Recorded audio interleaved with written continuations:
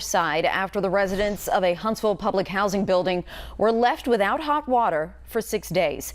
They say the problem was fixed only after they told management a WAFF 48 news crew was coming. But they say these ongoing hot water problems are just the tip of the iceberg. WAFF 48's Nick Ballinger is live outside the Johnson Towers apartments in Huntsville. Nick, the residents who wanted to speak up about these problems had to meet you outside. Yeah, they did, Margot, because once management found out I was coming, residents were told that if I stepped off this sidewalk, then the police would be called and I'd be immediately kicked off. Now, these residents at this complex called me because they'd been out without hot running water for nearly a week, and they say this isn't the first time this has happened. They say now was the time that they finally had to speak up. Residents at Huntsville Housing Authority's Johnson Towers tell me there's a laundry list of issues. I got trapped in the elevator. His maintenance don't come. We have bed bugs. The latest problem?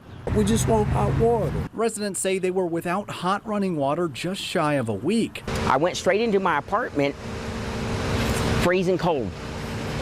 Went up to Christine's apartment on the 5th floor, freezing cold.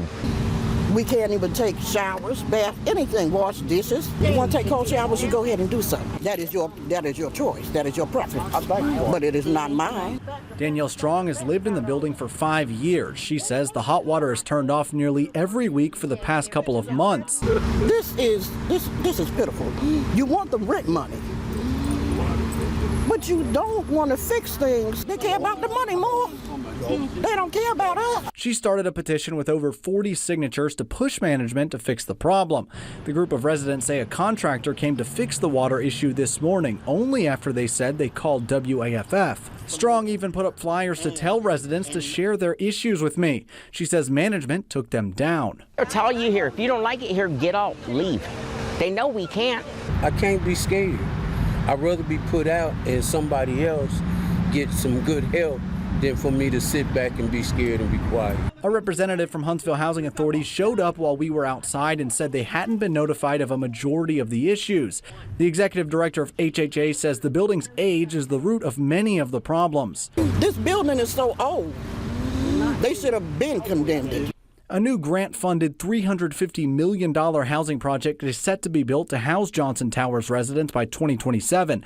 Until then, many of the disabled, elderly, and low-income residents have no other options. There's no way they can pay rent anywhere, so they're stuck here or being homeless. The executive director for the HHA says that a big part of this hot water problem was because of contractor scheduling issues. I'm going to be sharing his full statement on our website attached to this article at WAFF.com. Reporting live in Huntsville, Nick Ballinger, 48 News, on your side. All right, thank you.